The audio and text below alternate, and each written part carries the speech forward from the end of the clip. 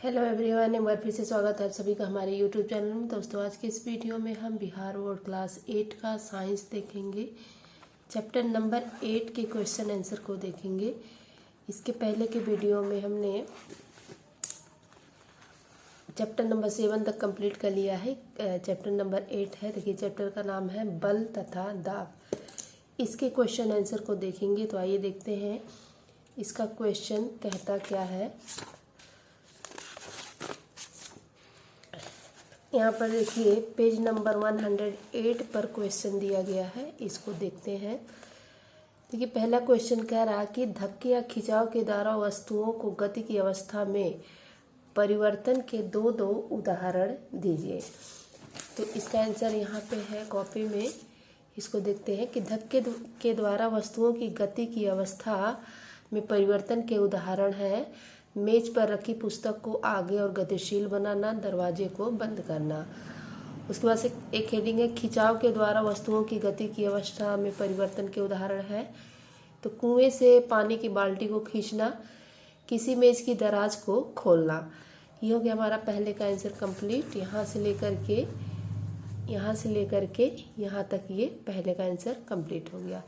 आइए देखते हैं सेकंड क्वेश्चन क्या कहता है। सेकंड क्वेश्चन कह रहा है कि ऐसे दो उदाहरण दीजिए जिनमें लगाए गए बल द्वारा वस्तु की आकृति में परिवर्तन हो जाए। तो देखिए, ये दो उदाहरण निम्न है। ये हेडिंग डालेंगे, फिर लिखेंगे दो उदाहरण निम्न है। पहला है एक गुब्बारे को दबाने पर, दूसरा है स्प्रिंग को खींचने या दबाने पर।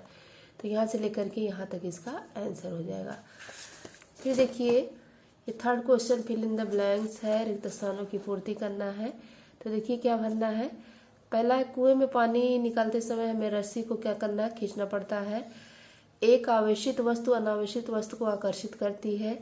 सामान से लदी ट्रॉली को चलाने के लिए हमें उसको धकेलना पड़ता है। किसी चुंबक का उत्तरी ध्रुव दूसरे चुंबक के उत्तरी ध्रुव को प्रतिकर्षित करता है। तो यहाँ से लेकर के देखिए, ये पहले में रहेगा खींचना, दूसरे में आकर्षित, धकेलना, फिर प्रतिकर्षित। ये हो गया हमारा आंसर कंप्लीट थर्ड का। आइए फोर्थ का आंसर देखते हैं क्या कहता है। एक धनुर्धर लक्ष्य पर निशाना साधते हुए अपने धनुष को खींचती है, तब वह तीर को छोड़ती है जो लक्ष्य की ओर बढ़ने लगता है। इस सूचना के आधार पर निम्नलिखित प्रकरणों में दिए गए शब्दों का उपयोग करके रिक्त स्थानों की पूर्ति कीजिए।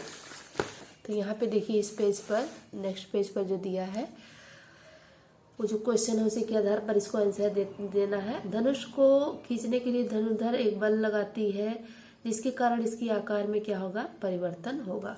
तो यहाँ पे हम क्या भरेंगे, आकार भरेंगे। फिर है धनुष को खींचने के लिए धनुर्धर द्वारा लगाया गया पेशीय बल का उदाहरण है। तीर की गति को अवस्था में परिवर्तित के लिए उत्तरदायी बल का प्रकार क्या है, संपर्क बल का उदाहरण है। उसके बाद से है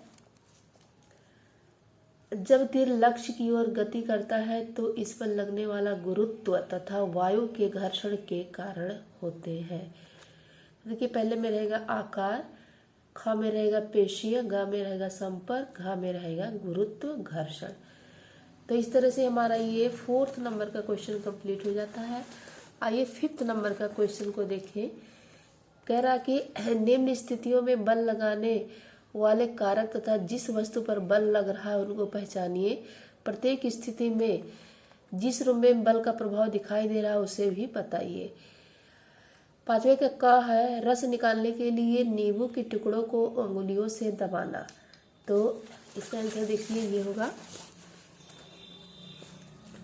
रस निकालने के लिए नींबू के टुकड़े को अंगुलियों से दबाने के लिए बल लगाने वाला कारक मांसपेशियां है। बल के प्रभाव से नींबू की आकृति में परिवर्तन से नींबू का रस निकलता है। तो इस तरह से यहाँ से लेकर के ये हो जाएगा पांचवे का ये पांचवे का यहाँ से लेकर के यहाँ तक हो जाएगा। आइए पांचवे का खा का आंसर देखते हैं कि क्या क्वेश्चन क्या कह रहा है। पांचवे का खा कह रहा है दंत मंजन की ट्यूब से पेस्ट बाहर निकालना। तो यहाँ पे देखिए इसका आंसर ये है यहाँ अंगुलियां पेशीय बल लगाकर दंत मंजन को ट्यूब को दबाती हैं तथा पेस्ट बाहर निकलता है। ये बल के प्रभाव से ट्यूब की आकृति बदलती है। तो यहाँ से लेकर के यहाँ तक जो है इसका 5वें का खा का आंसर कंप्लीट हो गया। आइए देखते हैं कि 5वें का गा क्या कहता है। तीर की गति, ये 5वें का गा, दीवार में लगे हुए हुक से लटकी कमानी के दूसरे सिरे पर लटका एक भार। तो हम यहाँ पे लिखेंगे असंपर्क बल होता है, इस बल के कारण कमानी खिंच जाती है। तो ये 5वें का गा का आंसर है। तो 5वें का घा का देखें, ऊंची कूद करते समय खिलाड़ी द्वारा एक निश्चित ऊंचाई की छड़ को पार करना। तो इसका आंसर देखिए यहाँ पे लिखा हुआ है 5वें का घा, ये है, ये खिलाड़ी के दौड़ने के कारण शरीर को अतिरिक्त बल प्राप्त होता है, जिससे वह अपने शरीर को आवश्यक ऊंचाई तक उठा सकता है। अतः यहाँ व्यक्ति को उसकी गति के कारण बल मिलता है, व्यक्ति के स्वयं के शरीर पर बल लग रहा है तथा इस बल के कारण व्यक्ति अपने शरीर को ऊपर उछाल पाता है। यहाँ पे हो जाएगा 5वें का घा, यहाँ से लेकर के यहाँ तक ये आंसर हो जाएगा। आइए देखते हैं कि नेक्स्ट क्वेश्चन क्या कहता है। अब आ जाते हैं 6 नंबर के क्वेश्चन पर। एक औजार बनाते समय कोई लोहार लोहे के गर्म टुकड़े को हथौड़े से पीटता है। पीटने के कारण लगने वाला बल लोहे के टुकड़े को किस प्रकार प्रभावित करता है। तो ये हमारा हो जाएगा 6 का आंसर यहाँ पर है। प्रहार के प्रभाव से गर्म लोहे का टुकड़ा फैलता है, इस प्रकार उसका आकार बदलता है। यहाँ हथौड़ा पर लोहार पेशीय बल लगाता है। तो इस तरह से हमारा ये 6 का आंसर कंप्लीट हो गया। आइए देखते हैं कि 7 का आंसर क्या कहता है। एक फुलाए हुए गुब्बारे को संश्लिष्ट कपड़ों के टुकड़े से रगड़कर एक दीवार पर दबाया गया। यह देखा गया कि गुब्बारा दीवार से चिपक जाता है। दीवार तथा गुब्बारे के बीच आकर्षण के लिए उत्तरदायी बल का नाम बताइए। तो देखते हैं कि इसका आंसर क्या होगा। इसका आंसर होगा ये, एक फुलाए हुए गुब्बारे की संश्लिष्ट कपड़े के टुकड़े से रगड़ने पर उसमें आवेश उत्पन्न हो जाते हैं जो दीवार के आवेश के साथ आकर्षित होते हैं। इसे विद्युत बल असंपर्क बल कहते हैं। तो यहाँ से लेकर के यहाँ तक ये 7 का आंसर हो जाएगा। आइए 8 का आंसर देखें क्या कहता है। कह रहा है आप अपने हाथ में पानी से भरी एक प्लास्टिक की बाल्टी लटकाए हुए हैं। बाल्टी पर लगाने वाले बलों के नाम बताइए। विचार विमर्श कीजिए कि बाल्टी पर लगने वाले बलों द्वारा इनकी गति की अवस्था में परिवर्तन क्यों नहीं होता। देखिए इसका आंसर यहाँ पे है, ये हो गया। हाथ में पकड़ी पानी से भरी प्लास्टिक की बाल्टी पर 2 मुख्य बल कार्य करते हैं, गुरुत्व बल और पेशीय बल। गुरुत्वाकर्षण बल बाल्टी के नीचे की ओर खींचता है, जबकि पेशीय बल बाल्टी को ऊपर की ओर खींचता है। चूंकि ये दोनों बल परिणाम में बराबर और दिशा में विपरीत होते हैं, इसलिए वे एक दूसरे को संतुलित कर देते हैं, जिससे बाल्टी की गति में कोई परिवर्तन नहीं होता, वह स्थिर रहती है। तो यहाँ से लेकर के यहाँ तक ये क्वेश्चन नंबर 8 का आंसर हो जाएगा, यहाँ से लेकर के यहाँ तक। आइए क्वेश्चन नंबर 9 देखें क्या कहता है। किसी उपग्रह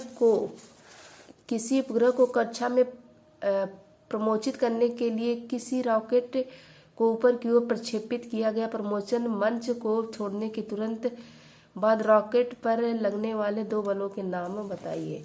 तो देखिए यहाँ पे ये हो गया आंसर हमारा। प्रमोचन मंच छोड़ने के तुरंत बाद रॉकेट पर 2 मुख्य बल कार्य करते हैं, गुरुत्वाकर्षण बल और वायुमंडलीय घर्षण बल। गुरुत्वाकर्षण बल रॉकेट को पृथ्वी की ओर खींचता है, जबकि वायुमंडलीय घर्षण बल रॉकेट की गति का विरोध करता है। तो यहाँ से लेकर के यहाँ तक ये 9th का आंसर हो जाएगा। देखते हैं कि नेक्स्ट क्वेश्चन क्या कर रहा है। क्वेश्चन नंबर 10 कह रहा है कि जब किसी ड्रॉपर के चंचू को पानी में रखकर इसके बल को दबाते हैं तो ड्रॉपर की वायु बुलबुलों के रूप में बाहर निकलती हुई दिखाई देती है। बल्ब से दाब हटा लेने पर ड्रॉपर में पानी भर जाता है। ड्रॉपर में पानी भरने का कारण क्या है? वायुमंडलीय दाब।